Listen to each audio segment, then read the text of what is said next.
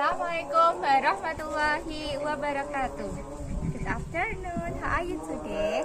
Hari ini kita akan pengamatan tentang ciri-ciri makhluk hidup yang ada di sekitar. Pertama-tama, marilah kita akan mengetahui kita sebutkan 5 tumbuhan yang nanti kita amati tentang ciri-ciri makhluk hidup.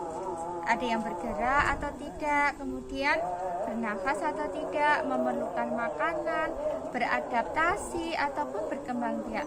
Mari kita ikuti. Yang pertama yaitu tanaman pisang. Tanaman pisang sendiri merupakan salah satu bereproduksi dengan menggunakan tunas.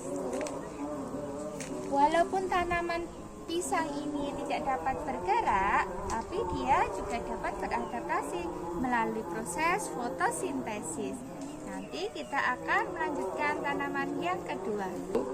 Tanaman yang kedua yaitu terkait dengan tanaman pepaya.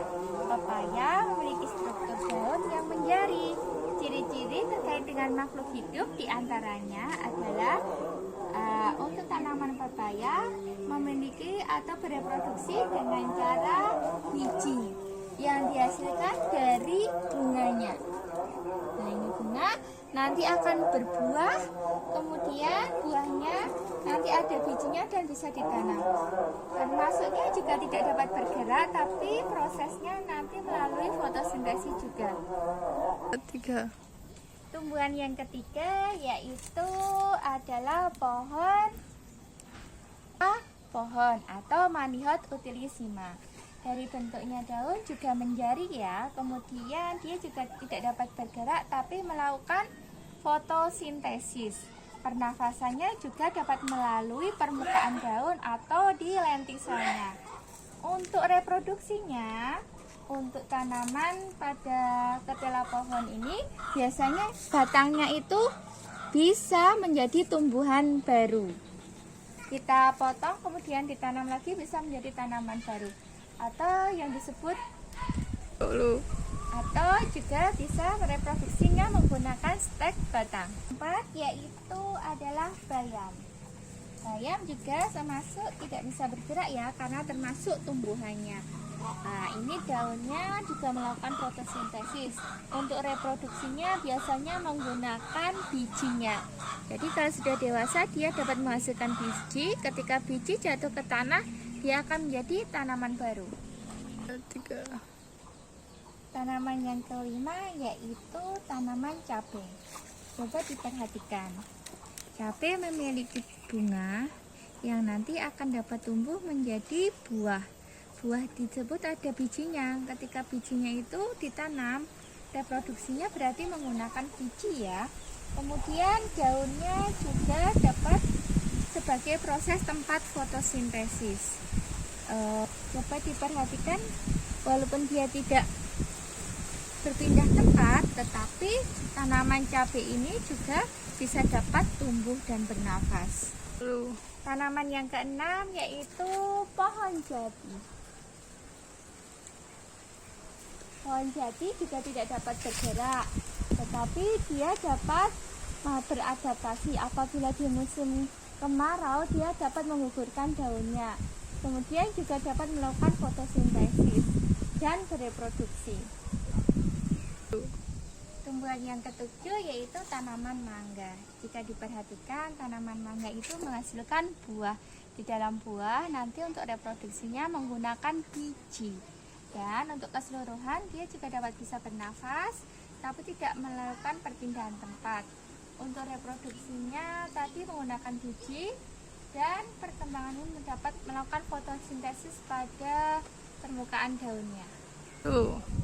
Selanjutnya kita perhatikan untuk makhluk hidup yang berkaitan dengan hewan. Yang pertama yaitu angsa.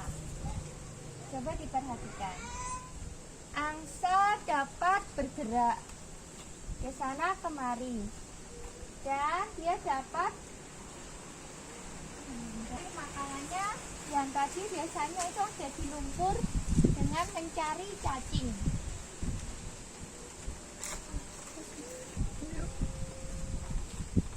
reproduksi angsa biasanya itu adalah bertelur.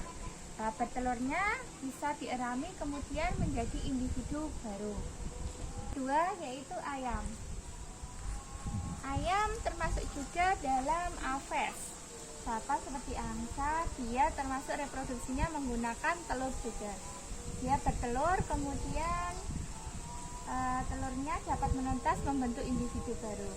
Kemudian ayam juga dapat mencari makanan sendiri atau memerlukan makan dan bernafas.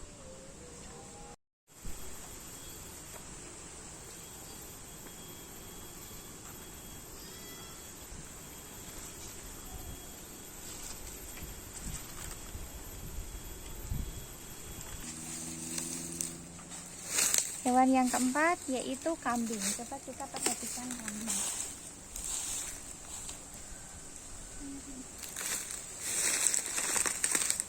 Kambing termasuk dalam hewan mamalia.